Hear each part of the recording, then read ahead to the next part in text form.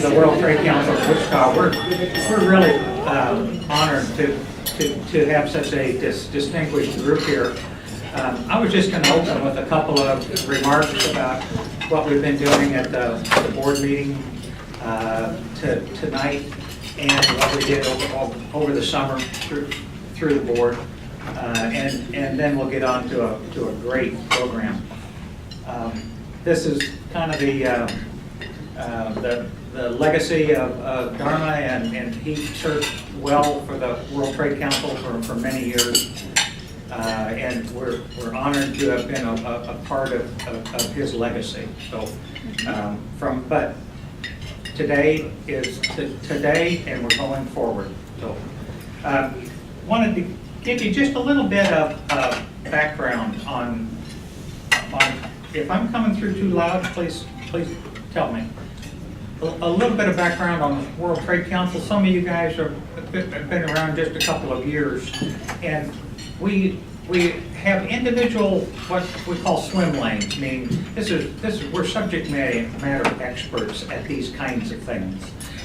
And if you look at international business, it's far more than an individual thing.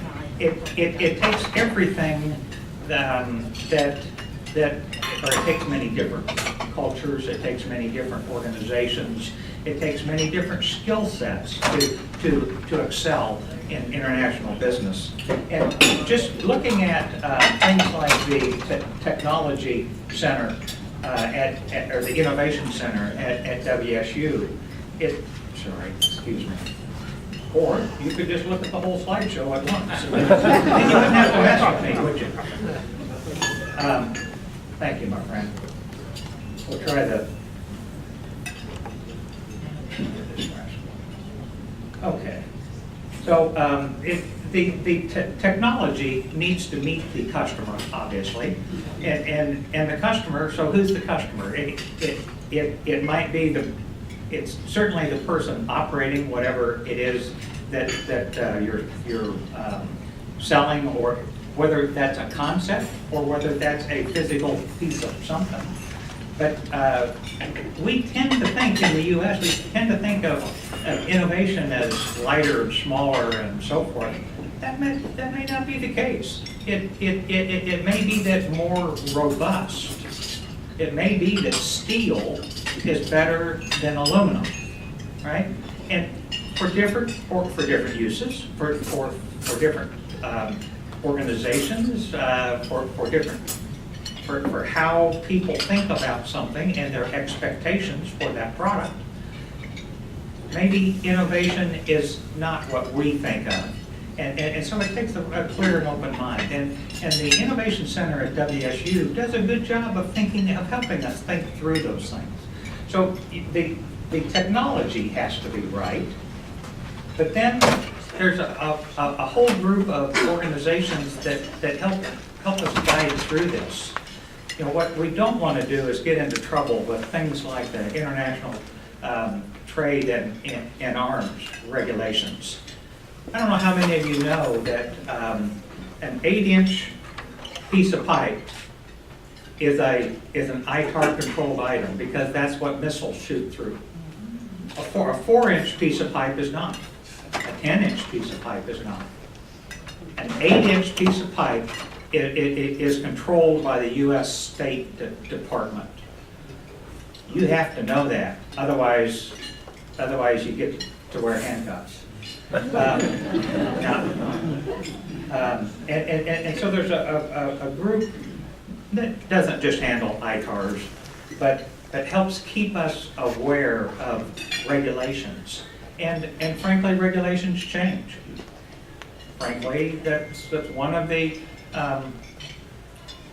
things that the U.S. government can work on. We're not as stable as we can be, partly because the environment changes, partly because our administrations change. We just need to recognize it, deal with it, and keep business going. So there's a whole group here that helps us, and that's another clover, or another leaf on this clover. But the thing that we do is strategy. The thing that we do is have seasoned people that frankly have stepped in a lot of the traps, that have the scars around our ankles because we've done it wrong and we've learned from it. There's only a very few places, certainly in Wichita and certainly in the central U.S., where you can go and talk to somebody that has been through many of those traps and understands it. And that's all part of the networking that World Trade Council does. And so World Trade Council tries to tie in to technology, it has the expertise to help you understand when you might want to talk to the Department of Commerce, whether it's at the state level or whether it's at the federal level. So there's much of that. And then I probably should have started with this slide because it's the most interesting. Yeah, now that you've seen my slideshow.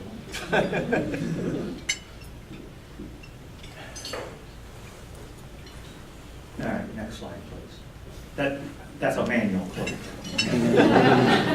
Hey, some of we had a great time picking wines for this evening. There's a Chenin Blanc, there's a Pinot Tage, there's at least one Chardonnay. There's a Chardonnay, and I think 2 Shiraz. They're all from South Africa. Thank you. Most of them are from this area in the green. Everything, in fact, all of the wines, with the exception of the Chenin Blanc, were from this region. The Chenin, Cape Town is here, and Johannesburg is up there. The Chenin Blanc was from this area, right? I'm sorry, it's from this winery here.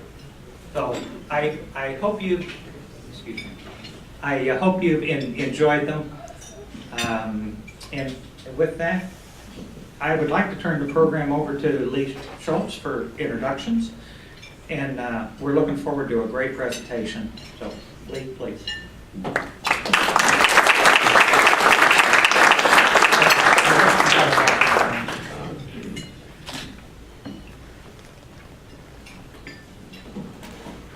Well, I can't think of anything better to have as a backdrop than a map of the wine regions of South Africa. And I really appreciate the extra effort of the Hubbles, Roger and Cheryl, in working on South African foods and South African wines. Bravo. That is an extra special point to the evening. And, you know, we talk about South African trade. Well, gee, South African wine is part of South African trade.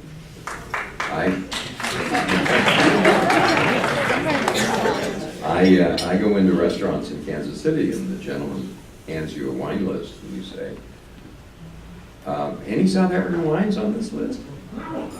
And he'll get this puzzled look on his face. And he has several responses, and I have answers for all those responses. One of them is that he mentions a couple of South American wines, to which I'll say, nicely done, sir, but right hemisphere, wrong continent. And I think there's a couple of restaurants that have South African wines because of my persistence, or whatever you want to call it. So really appreciate the efforts on this evening. I came to South Africa. I came to Wichita in 1979, and not long thereafter got involved in international business and attended with, I think, pretty great regularity the Wichita World Trade Council until I left Wichita in '99. But I really appreciate the Wichita World Trade Council and the heritage that Dharma left for us, and the work that he put into it. I do have a particular introduction that I should make, and that is Dr. Valentina Chappell with Friends University.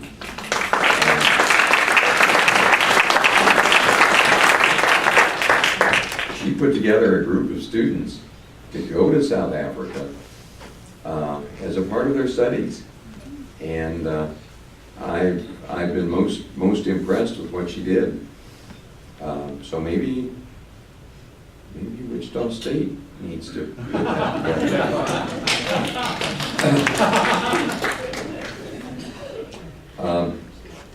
I'll make one other note, that my position is that of Honorary Consul representing South Africa. And I have noted that I don't think there are any Honorary Consuls in South Africa, in Wichita.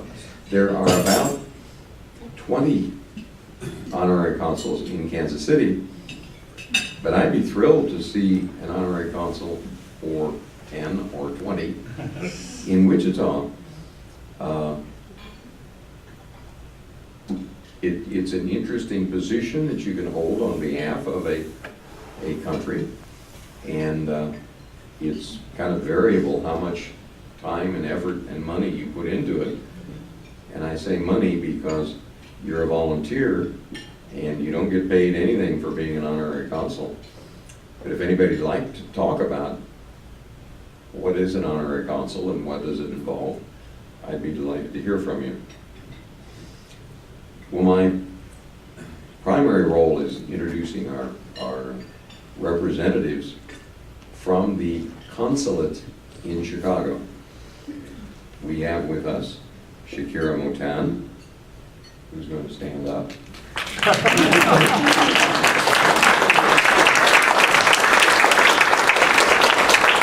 She is the trade representative in Chicago, with responsibility for the Midwest and a good part of the West Coast. Tremendous responsibility. And I think was very impressed with what she saw in Wichita today in terms of the trade that exists between Wichita and South Africa and the opportunities that exist there. In addition, we have with us Terrence Tshisevhe. Terrence?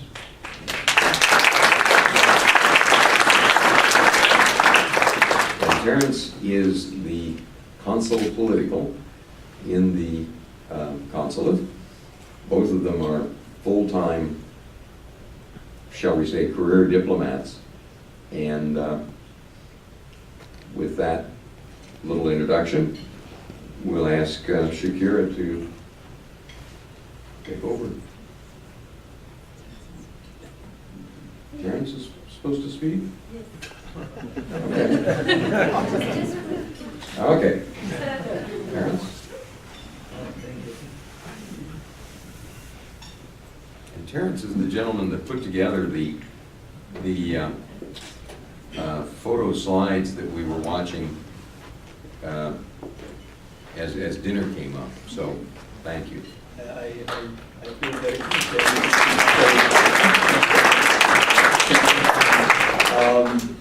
thank you. Good evening, ladies and gentlemen. I feel very guilty that I have to speak after Honorary Consul here. We have summarized well the proceedings of the evening. On behalf of our South African government, represented through our consulate in Chicago, and of course our Honorary Consul, Lee here, who's also responsible for flying our South African flag. Of course, it's responsible for Kansas and Missouri. So we want to really thank you for the World and also the World Trade Council of Wichita for the opportunity to engage with you on why you guys should invest in South Africa. my message really for me tonight is that South Africa is open for business. I think through our interaction yesterday and also today, this is the message that we want to drive across. Of course, we take pride in being the most promising emerging markets and also the most sophisticated and diverse economy in Africa. Thanks to the solid bilateral relationship between the US and South Africa in many sectors. The two countries share development objectives throughout Africa, and South Africa plays a very key economic and political role in the African continent. I will now, of course, hand over to my colleague who's going to do the presentation on why you should consider the South African market. Ms. Motan, of course, the Honorary Council have already just given a bit of background, but she's responsible for promoting South African goods and services, as well as attracting investment to South Africa in both the Midwest and the West Coast. He mentioned that. But just also a bit of a background as well. She has extensive experience, of course, in the private sector. She has previously served at the Embassy of South Africa in the United Arab Emirates, as well as managed the Asia East and Middle East Exports Promotion Desk at Trade and Investment South Africa, a division of the South African Department of Trade and Industry. She has worked in markets such as China, Japan, Hong Kong, South Korea, Taiwan, and the Gulf states, including Iran. Ladies and gentlemen, just before I just hand over to her, I just wanted to say that our office is located in Chicago. We are responsible for the whole of the Midwest.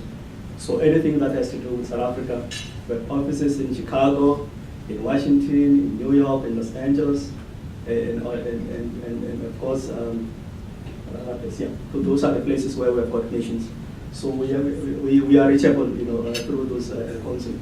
Of course, the Honorary Consul is also here. We work very closely together. We've been in Kansas many times, but this is our first time to be in Wichita. And from what we saw today, there's a lot of opportunities as well, and we're very pleased that many of the companies that we've been talking to, they've been, some form of interaction with South Africa. So we are very pleased. Ladies and gentlemen, without further ado, I'll hand over to my colleague, Shakira Motan. Thank you.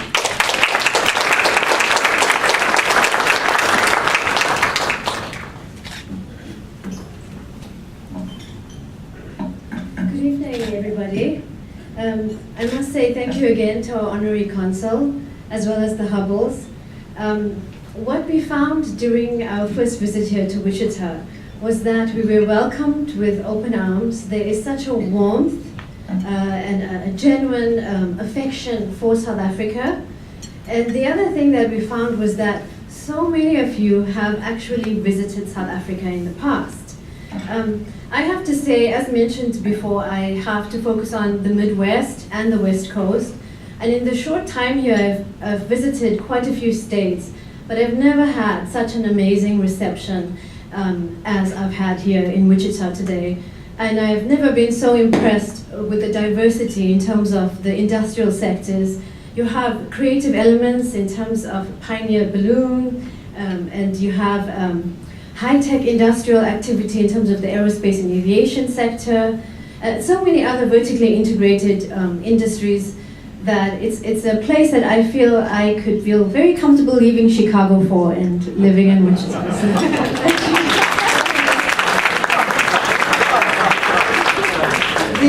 The other thing I would like to know before I continue my presentation is, by show of hands, how many of you have visited South Africa? Wow, that's amazing. I would say that's about 50% or more of the audience here. And that intimidates me a bit, because it means that you would know the good, the bad, and the ugly, as well as the exciting about South Africa. And I usually start off with, I hope I can do this one. Right. I don't know, okay. So I usually start off with the map of South Africa, which you have already seen South Africa, and the one thing I would like to contextualize, this is though for the 50% who have not been. What I found in the USA is when people ask me where I come from, I say I come from South Africa, and they say, "Oh, which country in South Africa do you come from?" So I have to say no. South Africa is a country on its own, but again, most of you know this already. So we're right at the bottom, and we can fit in basically most of Europe into South Africa. We're called the Rainbow Nation. We're actually at the southernmost point of Africa.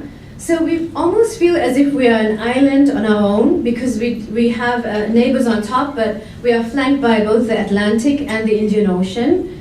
And we have diversity in terms of the people, the languages, and the climate. So when you visit South Africa, you will have a wide variety of experiences, and you will learn to, South Africa is known as the Rainbow Nation. So you will learn about the colorful people, both in personality as well as diversity.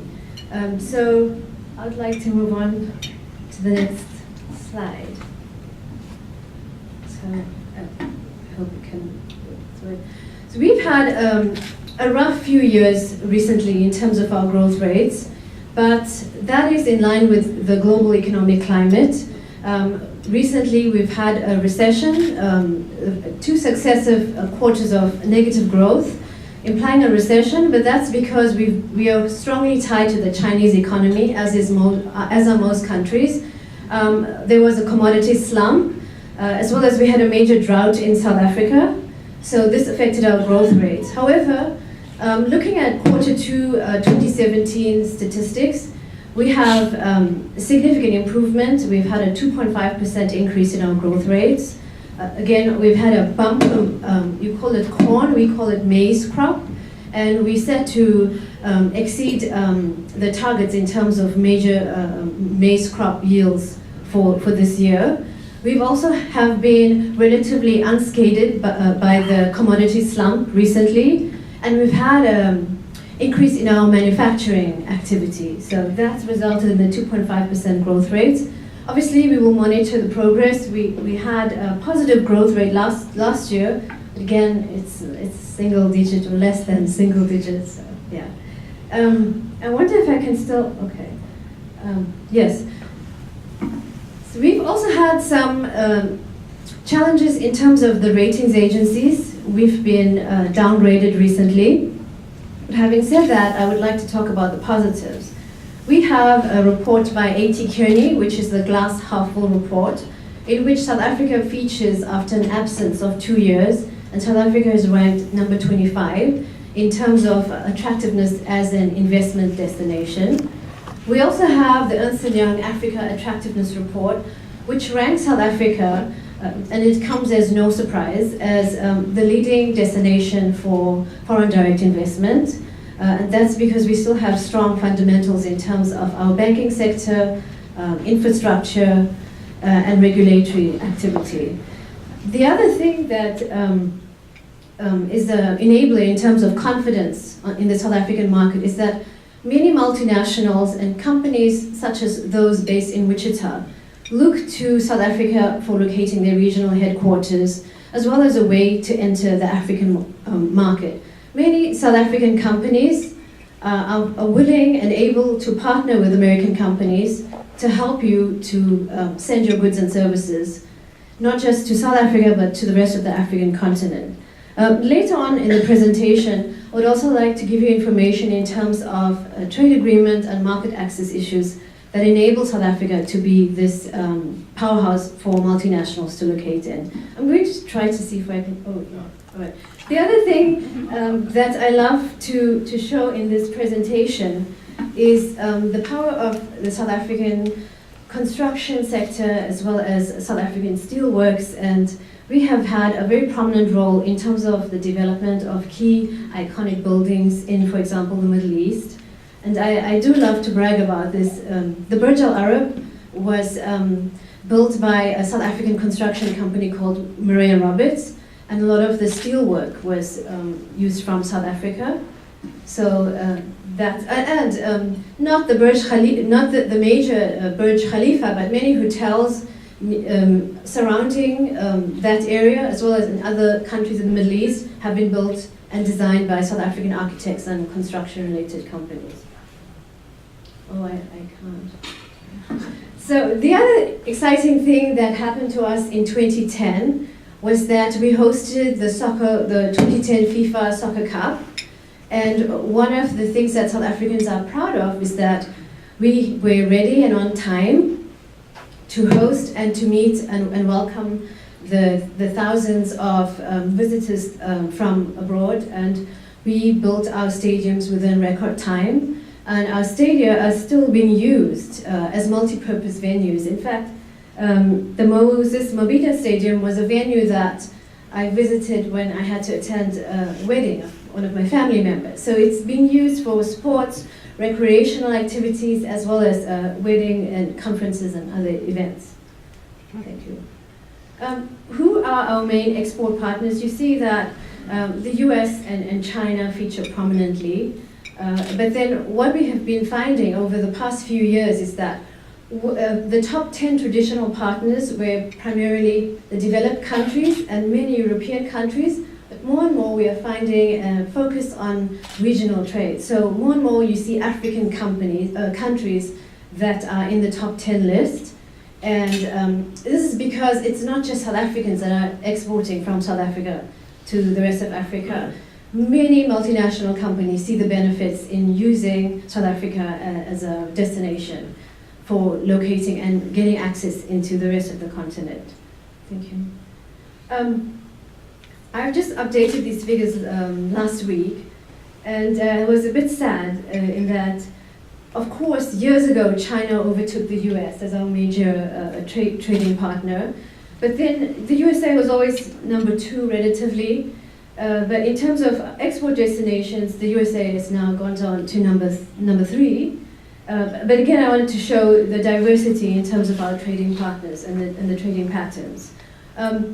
Our import partners are dominantly, of course, China, but the other countries that feature are most of the countries that supply oil to us because we're not an oil-producing nation, despite the fact that we are rich in other mineral resources such as gold, platinum, vanadium, coal, and so many other mineral resources, diamonds.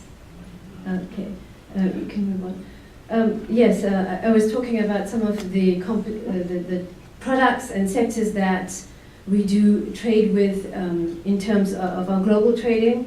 And besides the mineral commodities, we are also very rich in the farming sector and agro-processing and food sector. In terms of beneficiated products, we have a lot of strengths in the automotive sector, aviation component sector as well. And we would like to diversify our economy further, and I will give you the details of the sectors in the next slides, coming slides. What we export to the USA, diamonds. The one thing that we want to do is we want to make sure that in the future we have more value-added beneficiation that happens inside of South Africa. For example, with the diamonds, it goes to Belgium, it goes to India, it goes to Israel, and then it comes back to South Africa as a finished product. And that's why we would like to ensure that we do more cutting and polishing in South Africa. And a whole lot of other commodities as well get exported out of South Africa. So, in terms of trading, there's been a steady increase in terms of our trade between South Africa and the US, and the trade balance is in favor of South Africa, and that has been the case for the past few years. Thank you. What do we export to the USA? I mentioned the automotive sector and commodities. So, but we also have machinery and mechanical equipment. One of the things that South Africa innovated in and that we had major exports in the past was coal washing machinery. And this was something that was innovative technology that was designed in South Africa and was sold in a lot of volume to the companies in the mining sector in the US. Thank you. Who are our top 10 cities in terms of trading partners in the US? It comes as no surprise that it's the ports of entry are New York, Houston, New Orleans, Baltimore, Los Angeles, and then we go down, and Chicago, which is the Midwest, is number 9. We don't see Wichita there yet, but perhaps in the future we will see some